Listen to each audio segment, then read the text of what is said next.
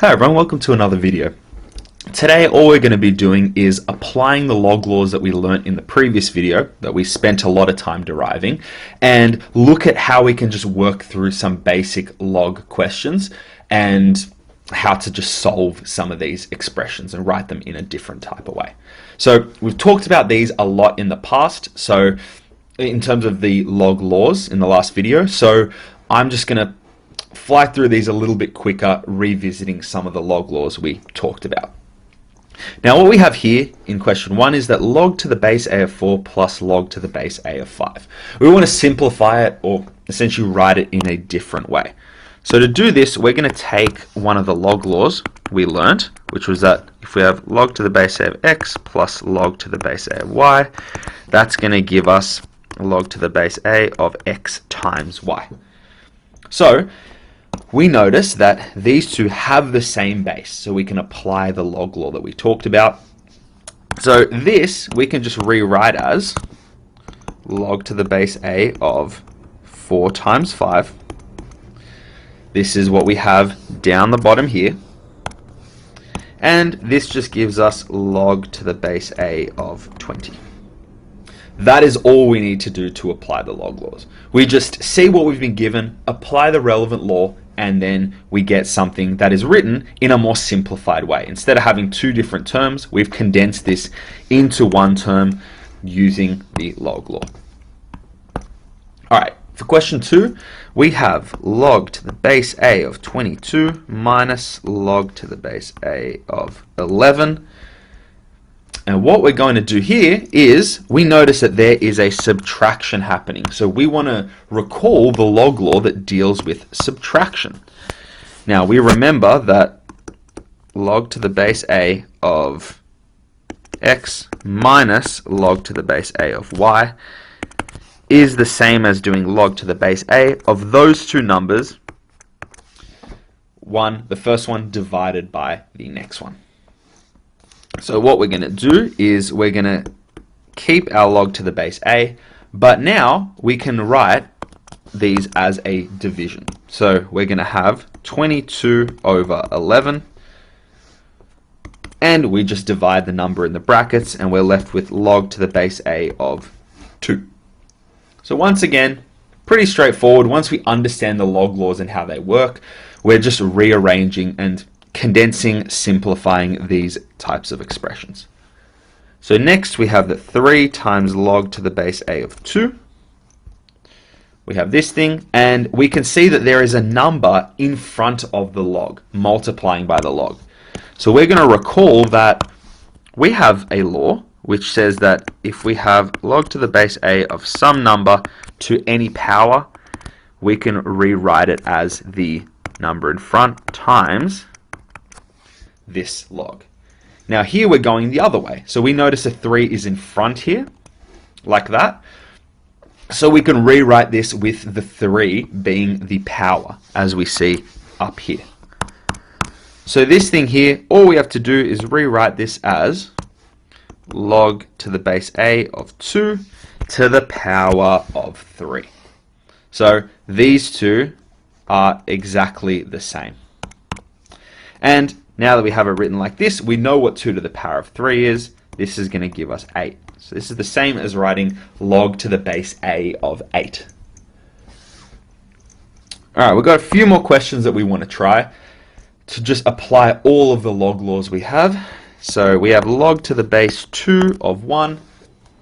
We want to rewrite this. Now, we learnt from our log laws that regardless of what this base number is, anytime we have something, the log of 1, that's going to give us 0. So we had a log law that says log to the base a of 1. So long as we have a 1 there, this is always going to be 0. In the same way that when we have a base to the power of 0, it equals 1. This is just what we have there written in exponential form. So the log law works because of the exponential law. So we don't need that there, but all we're going to do is if we have log to any base of 1, we will always get 0. This one was pretty straightforward. Okay, next example, we have log to the base 5 of 5. Well, what do we notice here? We notice that the base and this number here are exactly the same. So we're going to recall that there was a log law that said when I have log to the base a of itself, it's always going to equal 1. The reason this works, we talked about in the last video, is because if I rewrite this in exponential form, the base a to the power of 1 gives you a. So the log law works because the exponential law works. Because anytime I raise a number to the power of 1, I'm going to get that same number. Now if I rewrite this as a log, in log form, I'm going to get that log to some base number of that exact same number is always going to give us 1. So log to the base 5 of 5, whether this was 5, 20, 1,000, we're always going to get 1 as that answer. Okay, we're almost done. We'll just do 2 more here. I have log to the base 6 of 1 over 36. Now, what do we have here? We can do this in 2 different ways. I'll actually split the paper up. We'll try those in 2 ways. You can pause this and have a go at both, but we talked about this in our, I think it was the very last example in the previous video. We can apply 2 different log laws to this thing. One of those is that we can break this up and notice that since we're dividing one thing by another, we can express this as the difference between 2 logs. So log to the base 6 of 1 minus log to the base 6 of 36. Now, any log to any base of 1 is always going to give me 0. And that gives me, gives me minus log to the base 6 of 36. Now, log to the base 6 of 36, we want to understand if there's some kind of relationship between this number and this number so that we can simplify further. Now, we recall that 36 I can write as 6 squared. So if I have log to the base 6 of 6 squared, I can simplify this further because we have the same number here and we have a power as well. Now our log law tells us that if we have a power here, here, we can bring it out to the front and multiply it by the log. So that gives us negative 2 of log to the base 6 of 6.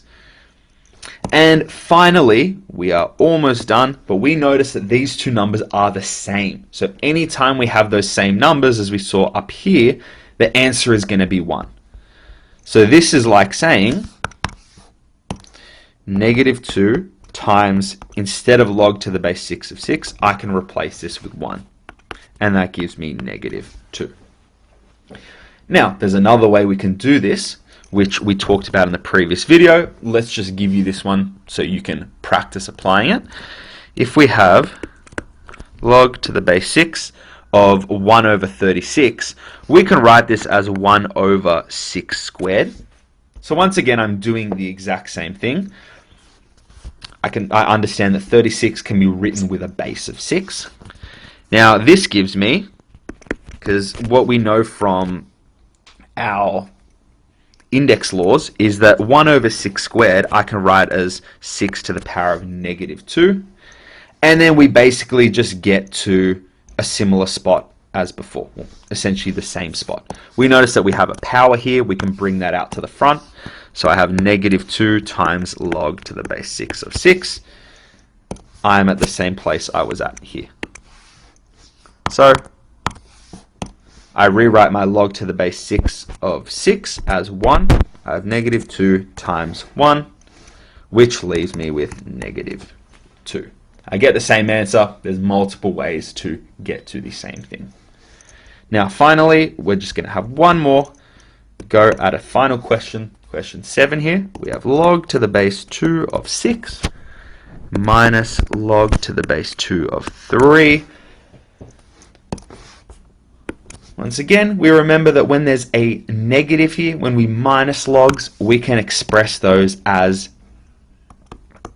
a log with the same base, but have those numbers one dividing by the other.